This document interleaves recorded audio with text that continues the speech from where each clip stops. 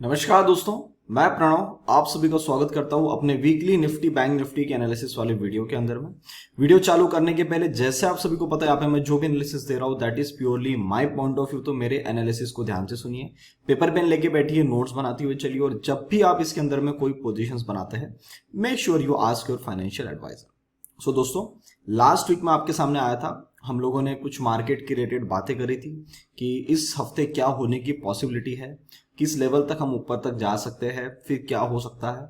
फिर जो मेरे डेली यूट्यूब मेंबर्स हैं उनको तो पता ही है कि हम लोगों ने हर दिन मार्केट को किस नज़रिए से देखा। और फिर हम लोगों ने अराउंड 13 सितंबर के आसपास मैंने आप सभी लोगों को हिंट दे दिया था कि एक बड़ी सी रेड कैंडल बनने का फॉर्मेशन कभी भी हो सकता है, किसी भी दिन हो सकता है। तो आप अपने पोजीशंस को उसके हिसाब से मैनेज करते हुए चलिएगा। फिर आप लोगों ने देखा कि जिस प्रकार से सेटअप हमारे सामने बने हुए थे, हम लोग गिरते पड़ते जो भी जैसा भी काम हुआ, अब फ्राइडे तक हम नीचे आ चुके हैं। तो दोस्तों, अब इस हफ्ते क्या करेंगे, इस हफ्ते क्या होने की पॉसिबिलिटी है, अब उसके बारे में बात करते हैं। उसके लिए सबसे पहले आता हूं मैं चार्ट पे, और ये आ गया आपके सामने निफ्टी का सबसे पहले डेली चार्ट। तो सर, निफ्टी के डेली के चार्ट के अंदर में ये कुछ कुल मिला के काम हुआ है। फ्रॉम 17,950 के आसपास ये मेरा एक रेंज था, वहां से हमने एक बार ऊपर की तरफ की जर्नी पूरी करी है, जो हाई बना है अराउंड 18,088 के आसपास में। तो ये हाई बनने के बाद में यहाँ से करेक्शन आए, करेक्शन आने के बाद में यहाँ से फिर एक राइज बना, ऊपर खुले और सीधा सेल ऑफ देखने को मिला। और ये जो बड़ी सी कैंडल है, इस कैंडल ने मेरे हिसाब से सबको डरा दिया होगा, क्योंकि जिस प्रकार से इसने खींचा था, इस सीधा सीधा सिंगल डे के अंदर में पूरा नेगेटिविटी को रिकवर करते हुए फ्रॉम 17,770 के आसपास से सीधा इसने 18,090 का हाई बनाया था। तो ये बहुत ही बड़ी वन साइडेड रैली थी, और वो हमको भी पता था, मेरे जितने भी मेंबर्स हैं उन सबको पता था कि ये एक ट्रैप है। और उसके बाद भी हम अपने शॉर्ट की पोजीशंस को इंटैक्ट रखे थे, और यहाँ से हमको फिर एक बढ़िया सा 2 दिन में अच्छी खासी गिरावट देखने को मिल गई। और अभी ये कुल मिला के सेटअप आपके सामने खड़ा हुआ है। अब आने वाले हफ्ते के लिए मैं क्या एक्सपेक्ट कर रहा हूं उसकी बात करते हैं। सर, हम पहली बात तो ये समझ लो कि हम अभी फिलहाल एक करेक्शन के अंदर में है, और यहां से हमने करेक्शन चालू करी है अराउंड 19 अगस्त से। उसका हमने एक हिस्सा पूरा खत्म कर दिया, दूसरा हिस्सा भी कहीं ना कहीं खत्म हो चुका है, तीसरे हिस्से के करेक्शन के अंदर में हम है, और अभी हम उस करेक्शन के अंदर में चल रहे हैं। अब इसको मैं छोटे टाइम फ्रेम पे लेके आता हूं। तो सर, छोटे टाइम फ्रेम के अंदर में ये टोटल काम हुआ है। ये जो ब्लैक लाइंस दिख रही है, ये मेरा एक रेंज बना हुआ था, जो मेरे डेली मेंबर्स है उनको पता है। हम लोगों को शॉर्ट नहीं करना था हेवीली जब तक हम 17,800 के नीचे नहीं आते। उसके पहले ये जो रिकवरी हुई थी, यहाँ पे एक ट्रैपिंग सा हुआ था, तो ये जो ट्रैपिंग थी हम लोग इसका प्रॉपर वेट कर रहे थे, और मार्केट ने एकदम सिस्टमैटिक तरीके से हमको पूरे के पूरे मजे दिए। और यहाँ से जो सेलिंग चालू हुई, अगले दिन रुकी, कैप डाउन खुले हमारे लेवल के आसपास ही, 17,800 के आसपास ही, और फिर तो सब कुछ जानते थे कि क्या हो रहा है मार्केट में, और ये आते आते आप 17,500 तक आ गए। अब यहां से आगे क्या, अब सबसे बड़ा गेम है कि अब यहां से आगे हम क्या देखें और कैसे यहां से ट्रेड करें। तो सर, अब मेरा ऐसा मानना है कि जो ये करेक्शन इसने किया है, इसके अंदर में एक बाउंस तो आएगा, और वो बाउंस जो आएगा वो कहां तक आ सकता है इसको समझिएगा। चाहे वो मंडे के दिन आए, ट्यूसडे को आए, वेडनेसडे को आए, वो हमें नहीं पता। और हमको एक चीज याद रखना है कि ये 17,800 के आसपास में एक बाउंस बन सकता है। 850 900 ले लो मोटा मोटी, यहां तक हम अपना एक अच्छा खासा बाउंस बना सकते हैं। फिर यहां मार्केट डिसाइड करेगा फिर से एक बार कि इसको साइडवेज होना है या इसको यहां से फिर नीचे की तरफ में आना है। तो मेरा ऐसा मानना है कि यहां पे साइडवेज नहीं होगा, होगा तो भी ज्यादा से ज्यादा एक दिन होगा, उसके बाद में इसको एक बार नीचे तो आना है। तो अब ये नीचे आएगा, और जिस प्रकार से नीचे आएगा वो क्या हो सकता है, वो ये हो सकता है कि जाए तुरंत यहां पे और एकदम से गैप डाउन खोल दे नेक्स्ट डे, या सीधा सीधा सेल ऑफ आना चालू हो जाए। ये मेरा मानना है निफ्टी को लेके। तो मेरा एनालिसिस मुझे ये बोलता है कि हम जो इस बार आने वाले हैं वो कहीं ना कहीं, अगर हम फॉल यहां से बनता है, सबसे पहला टारगेट हमारे लिए है 17,400, फिर हमारे लिए टारगेट है नीचे में 17,200। यहां तक हम बिल्कुल आ सकते हैं, मतलब ऐसा कोई टेंशन वाली बात नहीं है। तो ये मेरा एक ओवरऑल व्यू मैंने आपको बता दिया कि निफ्टी के अंदर मैं क्या देख रहा हूं, एक ओवरऑल व्यू बताया मैंने आपको। अब डिटेल में जानना है कि सर आज मार्केट यहां क्लोज हुआ है तो कल क्या पॉसिबिलिटी है, क्या है, तो उसके लिए सर आपको मेरे यूट्यूब मेंबरशिप पे आना पड़ेगा। तो आप यूट्यूब चैनल पे जाएंगे तो वहाँ पे सब्सक्राइब बटन के बाजू में आपको ज्वाइन बटन मिलेगा, उस पर आके डायरेक्टली क्लिक करेंगे, आप पेमेंट कर लेंगे वहाँ पे यूट्यूब को, तो आप मेरे डेली वीडियो वहाँ पे देख सकते हैं। It hardly cost around 20 rupees per video. So I think अगर आप ट्रेडर है, if you have a good capital of around 1 lakh rupees, तो आपके लिए 20 रुपए कोई बड़ी बात नहीं है। करेक्ट। वैसे भी मेरे वीडियोस पहले फ्री आते ही थे, पर हर चीज फ्री अगर मिलना चालू हो जाए तो वो चीजों की वैल्यू नहीं होती। करेक्ट। तो वो चीज मैं बंद कर चुका हूं, तो जो भी इंटरेस्टेड है you can always join there. तो निफ्टी का एक ओवरऑल व्यू मैंने आपको बता दिया। एक बार अभी निफ्टी के वीकली के चार्ट में आते हैं। सर निफ्टी की वीकली के चार्ट में भी यहाँ पे कुछ रुकावट सी नजर आती है। ये जितना बार सेल ऑफ था, पिछले लास्ट वीक की कैंडल जो है इस बार कैंडल ने पूरा एनगल्फ कर लिया है। तो ये भी पूरी पॉसिबिलिटी है कि looking at the weekly structure now हम इस लेवल तक बिल्कुल आ सकते हैं। ये जो कैंडल बनी है इसका जो लो बना है 17,166, तो इस कैंडल को भी एक एनगल्फिंग वाला फेज से गुजरना पड़ सकता है। सकता है ये वर्ड यूज कर रहा हूं मैं। तो अपना 17,200 के आसपास में आ रहा है, तो 20-30 रुपए तो कोई बड़ी बात है नहीं। तो ये भी यहाँ पे कवर अप हो सकते हैं और ये 20 के डीएमए के आसपास में आ सकता है, अराउंड 17,076, जिसकी पॉसिबिलिटी बहुत कम है। ठीक है। बहुत लोग आपको ये बोलेंगे कि 20 के आसपास में सपोर्ट लेगा, पर मेरे हिसाब से उसकी पॉसिबिलिटी बहुत बहुत बहुत ही कम है। कि ज्यादा से ज्यादा ये कैंडल जो बनी है ना, ये 166 बनी है, आप 200 लेके चल लो, 200 के आसपास तक हम बिल्कुल आ सकते हैं, बिल्कुल, मतलब कोई टेंशन ही नहीं है। तो ये कैंडल को भी थोड़ा सा एक बियरिश फेज से गुजरना पड़ सकता है, क्योंकि ये ऊपर से सेल ऑफ आया है, तो अगली कैंडल में उसका असर दिखता है। भले ही फिर उसके अगले हफ्ते हमको ना दिखे, पर इस हफ्ते दिखने की पॉसिबिलिटी ज्यादा है। तो आप अपने उस तरीके का माइंडसेट बना के काम कर सकते हैं। मंथली कैंडल के अंदर में सर जितनी कैंडल ऊपर चढ़ी थी पूरे इस महीने में, पूरा नीचे उतार दिया गया है। तो हो सकता है कि ये कैंडल यहाँ पे कुछ डोजी सा फॉर्मेशन करे, और जब हम आए यहाँ से वापस तो हमको कुछ ऐसी कैंडल मिले मंथ एंड में। ये कैंडल दिख रही है आपको 1 दिसंबर वाली, या ऐसा कुछ स्पिनिंग टॉप सा फॉर्मेशन यहाँ बन जाए, फिर नीचे भी जाए ऊपर भी आए, सब कुछ खेले, तो आपको ऐसा सा कुछ कैंडल फॉर्मेशन देखने को मिल सकता है आने वाले टाइम में। तो आप उसके लिए भी रेडी रह सकते हैं, तो ज्यादा बेहतर रहेगा। ठीक है दोस्तों, अब निफ्टी का बात हो गई, अब चलते हैं बैंक निफ्टी पे। सर बैंक निफ्टी के अंदर में ये सेटअप बना है। तो बैंक निफ्टी जैसे कि मैं आपको लास्ट टाइम भी आया था, मैंने बताया था कि कुछ ज्यादा ही ये स्ट्रॉन्ग है, बुलिशनेस इसके अंदर में ज्यादा है एज कंपेयर टू निफ्टी। तो सर बैंक निफ्टी ऑब्वियस है ज्यादा चलेगी। तो यहां से इसने अपनी चाल चालू करी, इसने अपना हाई काटा 39,776 का, वहां से इसने ऑलमोस्ट जो हाई बना दिया 41,840 का लगाया। एंड जितने भी लोग मेरे को जानते हैं 40,800 वाज माय मैक्स टारगेट, जहां तक मैं एक्सपेक्ट कर रहा था। फिर वहां से इसने जो ऊपर में खिंचाई इस दिन का, तो मुझे बिल्कुल भी, मतलब मेरे एनालिसिस में तो ये लेवल बैठता ही नहीं था, तो इसलिए कोई मेरे को लॉन्ग करने का कोई सेटअप मेरे पास में नहीं था। तो ये नहीं था, तो ये मार्केट ऊपर आ गया, ऊपर से नीचे आ गया, नीचे आके अब यहाँ पे खड़ा है। तो सर एक बार हम इस लेवल तक आ सकते हैं 39,700 तक। ज्यादा कर लोगे 39,450 ले लो, एकदम आसानी से आ सकते हैं। अभी खड़े हम 40,776, तो यहां से आप मोटा मोटी पकड़ लो 1200 पॉइंट 1300 पॉइंट की जर्नी आपके पास में है।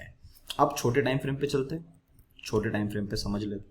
तो बैंक निफ्टी ने सर ये टोटल काम किया हुआ था, और हम लोग जो भी डेली मेंबर्स हैं उनको पता है, हम लोग लॉन्ग के अंदर में उसी दिन इंटरेस्ट थे जब ये हमारी इस ब्लैक लाइन के ऊपर में निकल जाता, दैट इज अराउंड 41,600, जो कि ये निकल नहीं पाया, तो हमको कोई दिक्कत ही नहीं थी, वी वर इन शॉर्ट्स। तो ये नीचे की तरफ में आ गया।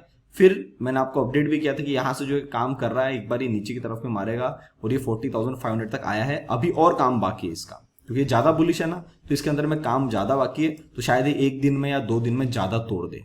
तो हो सकता है कि निफ्टी में आपको अब शॉर्ट की ज्यादा अपॉर्चुनिटीज ना मिले, पर आपको बैंक निफ्टी में ज्यादा मिलने की पॉसिबिलिटी है।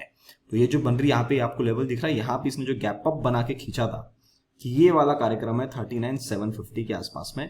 मेरे हिसाब से ये वाली गैप जो यहाँ पे बनी है 39,500 से 39,700 के आसपास में, ये फिलअप बिल्कुल इस हफ्ते हो सकती है अगर मार्केट चाहता है तो। मतलब कोई मेरे को संकोच नहीं है बोलने में कि मार्केट सर अचानक से 40,000 से 39,500 कैसे आ गया, कोई बड़ी बात नहीं है। ठीक है। अब यहां से जो अब हेवी सेल ऑफ आपको देखने को मिलेगा, you will be only able to see below 40,350। अगर ये लेवल कट गई, ग्रीन लाइन मेरी कट गई, तो सर यहां से सेल ऑफ बनेगा।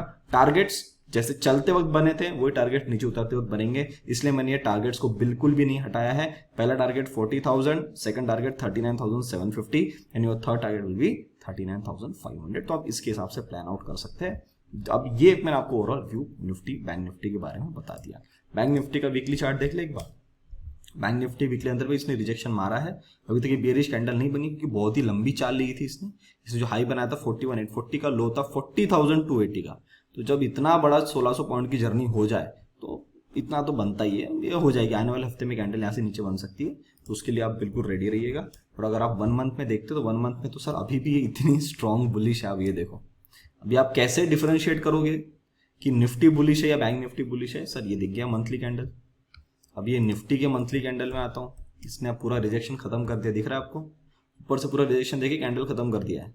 तो बैंक निफ्टी क्या बोलता है, हम जितना चले थे इस महीने में उसका हमने आधी कैंडल भी खत्म नहीं करी। तो ये अकेली एक कैंडल जो है ये पूरा काम कर सकती है, और ये अराउंड 39,500 के आसपास में बन सकती है।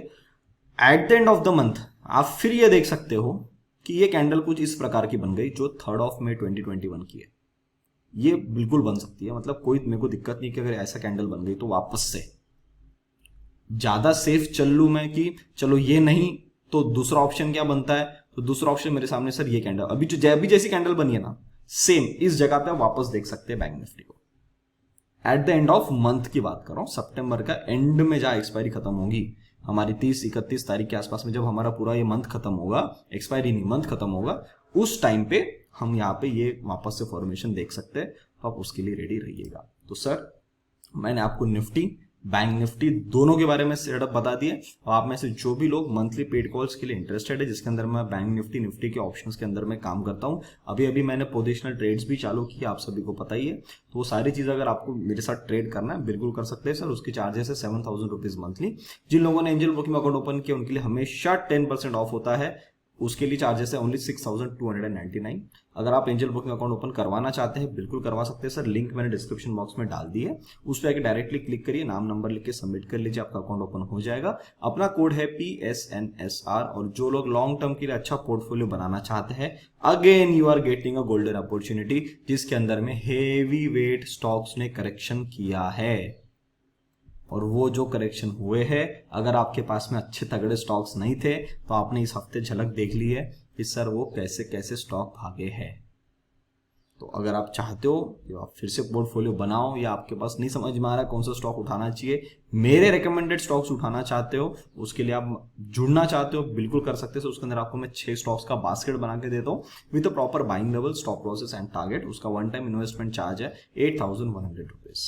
अब दोस्तों अपन आते हैं अपने डेटा वाले शीट के ऊपर में। तो ये सर हमारी आ गई टेलीग्राम पे। अगर आते हैं आप, ये मेरा टेलीग्राम चैनल है, जो भी लोग नए हैं उनको बता दूं, आप टेलीग्राम पे जाके डायरेक्टली सर्च करेंगे डेडिकेटेड इन्वेस्टमेंट्स, आपको अपना चैनल देखने को मिल जाएगा। तो दीज आर अवर ऑफिशियल, हमारा यही एक टेलीग्राम हैंडल है। 1-2 बीच में गलत बने थे, फ्रॉड बने थे, वो हट चुके हैं, तो आपको टेंशन लेने वाली बात नहीं है। 4,600 आसपास में मेंबर्स यहाँ पे है। अब ये सर डेटा हमारे सामने आ रहा है क्लाइंट्स का। क्लाइंट ने क्या किया है, क्लाइंट बढ़िया सा लॉन्ग बना के आया है, शॉर्ट इसके पास में कम थे और आते आते इसने शॉर्ट्स और कम करे हुए हैं। तो ये अभी तक पॉजिटिव बायस के साथ में है, और स्टॉक्स के अंदर आप देखेंगे तो इन्होंने अच्छे खासे लॉन्ग बनाए हैं, शॉर्ट्स तो इनके पास में है ही नहीं। तो ये मार्केट के अपोजिट काम कर रहा है, ठीक है। डीआईज ने क्या किया, डीआईज ने लॉन्ग ज्यादा नहीं बढ़ाया, थोड़े से भी बीच में बढ़ाया, क्योंकि मार्केट नीचे आ गई तो इन्होंने थोड़े से अपने लॉन्ग्स बढ़ा दिए। शॉर्ट इनके पास में ज्यादा थे, इन्होंने अभी शॉर्ट्स कम कर दिए, तो कोई दिक्कत नहीं है, ये भी न्यूट्रल बेसिस पे ही चल रहे हैं। एफआईज ने क्या किया, इनके पास में देखो लॉन्ग बहुत कम है, शॉर्ट बहुत ज्यादा है। अब ये स्टोरी मैं आपको पहले बता चुका हूं कि ये लोग मेरे हिसाब से कैश लेके बैठे हुए हैं, और इनके पास में कुछ ऐसा फंड बचा हुआ है जो इन्होंने शॉर्ट किया है, जो अभी मार्केट नीचे गिरेगा उसके अंदर में आप देखो कि डाटा अचानक से रिवर्स होना चालू हो जाएगा। ये बात मैं आपको लास्ट वीक बोला था, वो हुआ नहीं, इस वीक होने की ज्यादा पॉसिबिलिटी है, ध्यान रखना। इसका एक सैंपल आपको बता रहा हूं, ये एक ग्रीन कैंडल यहां बनी है, ये ग्रीन कैंडल बनी है, इसने अब गिरती मार्केट में लॉन्ग बनाए हैं, और शॉर्ट जो इनके पास में तो ओवरऑल वो कम होते जा रहे हैं। और एज कंपेयर टू 15 सितंबर इन्होंने लास्ट वाले दिन, फ्राइडे वाले दिन शॉर्ट और कम करे हैं। तो कहीं ना कहीं मेरे हिसाब से ये वाला जो आपको फिगर दिख रहा है, ये वाला सेम सिनेरियो इधर दिख सकता है, और ये वाला सेम सिनेरियो आपको इधर दिख सकता है। तो मेरा ऐसा स्ट्रिक्ट मानना है कि एफआईज अपने शॉर्ट्स को जब नीचे की तरफ में कवर अप करेंगे उस टाइम पे तुरंत लॉन्ग में पोजीशंस बनाएंगे, क्योंकि इनको माल महंगे में चिपकाया जा रहा है। आप इस बात को समझ लो, जितना जल्दी समझोगे उतना अच्छा है। तो आप समझदार हो कि अभी आपको शॉर्ट में कितना बैठना है, कितना नहीं बैठना है, करेक्ट। बुल रन की सर खासियत होती है, ये समझ आओ आप। प्रो ने बढ़िया लॉन्ग बनाए थे, लॉन्ग पूरे काट दिए, शॉर्ट्स भी थे, शॉर्ट भी थोड़ा काट दिए, तो अभी एंड में थोड़ा सा शॉर्ट लेके आया, मतलब ये भी थोड़ा बहुत न्यूट्रल ही आया है। तो अब अगर मैं अब ये सारे चारों डेटा शीट्स को देख रहा हूं तो मेरे सामने क्या व्यू आ रहा है, मेरे सामने व्यू आ रहा है कि तीन पार्टियां न्यूट्रल है, दोनों के पास में लॉन्ग शॉट है।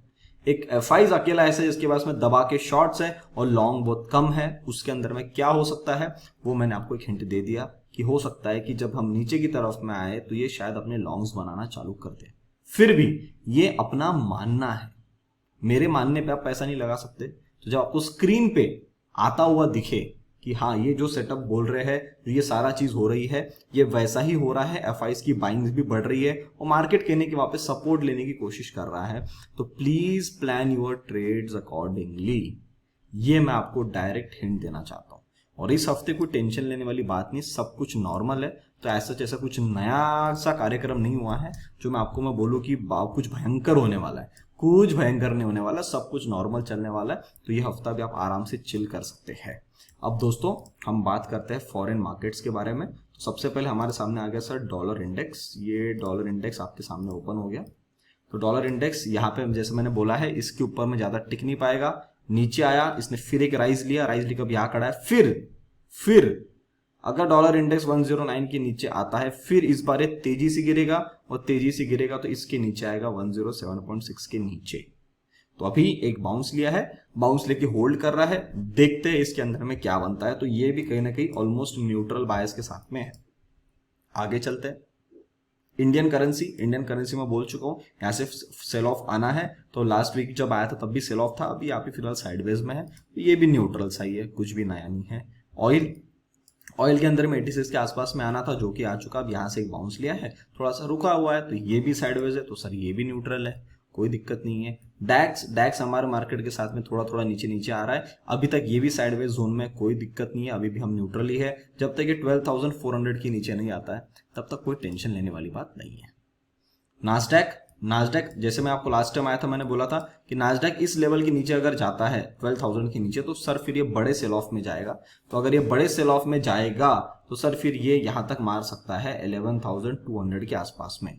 अब हुआ क्या है, इस लेवल के नीचे देखा जाए टिपिकली तो एक कैंडल ही बनी है।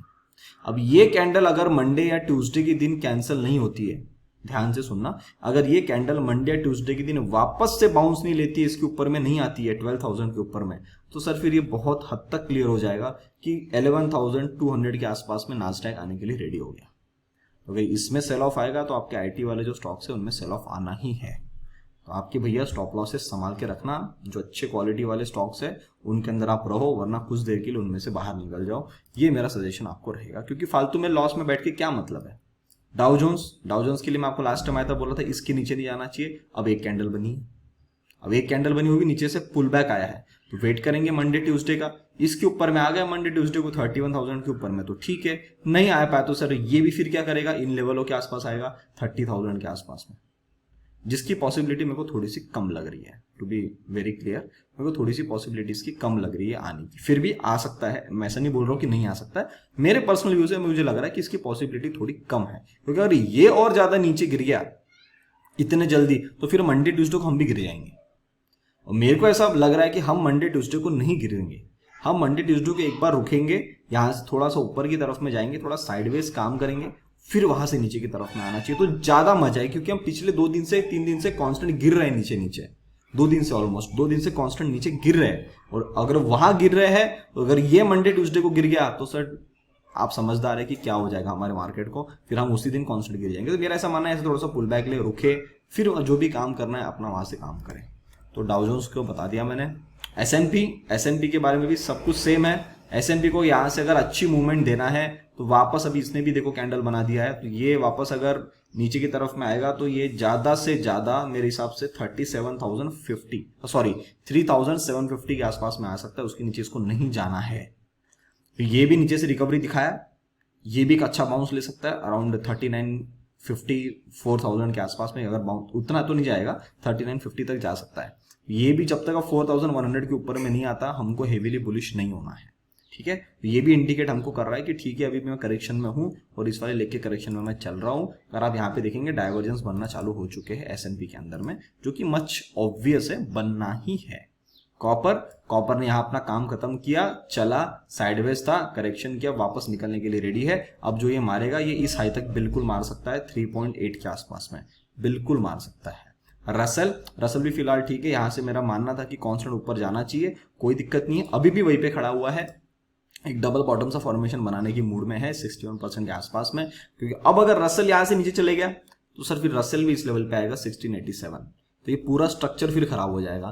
तो अगर रसल को वो नहीं करना है तो इसी जगह पे उठा पटक करके फिर सीधा ऊपर खींचना है बड़ी ग्रीन कैंडलों के साथ में, ऐसी कैंडलें बना के। तो ये बनाने के फॉर्मेशन में तो ये भी व्यू न्यूट्रल ही दे रहा है कि अभी मैं रुका हूं, वेट एंड वॉच वाली सिचुएशन में हूं। तो बाकी सारी चीजें भी वैसी काम करें। इंडिया विक्स अभी भी फिलहाल ठीक है 19.8 के आसपास में। यहां तक अगर इस गिरावट में अगर बनना चाहता है 21.4 के आसपास में बिल्कुल आ सकता है, कोई दिक्कत नहीं है। निक्केई ये तो पहले से साइडवेज चलता है, ऊपर फिर सेल ऑफ आ जाता है, फिर नीचे आता तो फिर बाइंग आ जाती है, तो वही फिलहाल रेंज में, तो इसमें भी व्यू साइडवेज है। गोल्ड मेरी सोची हुई जो लेवल्स थी, मैं आपको लास्ट टाइम भी आया था, मैं आपको बोला था कि गोल्ड ने यहाँ पे काम छोड़ दिया था 1670 का, मेरी लाइन बनी हुई है 1675 वाली, इस वाला लाइन का इसने काम छोड़ दिया था, यहाँ पे भी छोड़ दिया था, यहाँ पे भी छोड़ दिया था, इस बार आया है करने के लिए। तो अगर ये इस बार करने को आया है तो मेरे हिसाब से इसका काम अब यहाँ पे एक इसने इंडिकेशन मेरे को ये दे दिया है कि प्रणव यहाँ पे हमारा काम खत्म हो चुका है। तो अब मैं आता हूं सर वीकली चार्ट पे, और वीकली चार्ट पे इसका बड़ा स्ट्रक्चर देखता हूं। तो वीकली चार्ट के अंदर मुझे दिख रहा है कि ये जगह हमारे कुछ जो पेंडिंग थी रिटेस्ट होने की, वो यहाँ पे हमारी पूरी फुलफिल हो चुकी है, और वीकली के अंदर भी हम सही जगह पे काम करें। वीकली का 200 भी आ रहा है, तो कहीं ना कहीं जगह सही है। अब गोल्ड को यहां से चाहे एक हफ्ता ले, 2 हफ्ते ले, कुछ भी ले, यहाँ पे थोड़ा सा साइडवेज वोलेटाइल करके इसको एक बार ऊपर यहां से खींचना चाहिए। क्योंकि अगर अब यहां से ऊपर ये नहीं गया तो गोल्ड सीधा आएगा 1555 पे, जो कि मैं चाहता हूं कि ना आए तो ज्यादा बेहतर है। ठीक है, तो इतना ज्यादा नीचे नहीं आना चाहिए, दिवाली भी आ रही है, तो कहीं ना कहीं यहां से मुझे पर्सनली लग रहा है यहां से अब थोड़ा सा इसका राइज आना चालू होना चाहिए।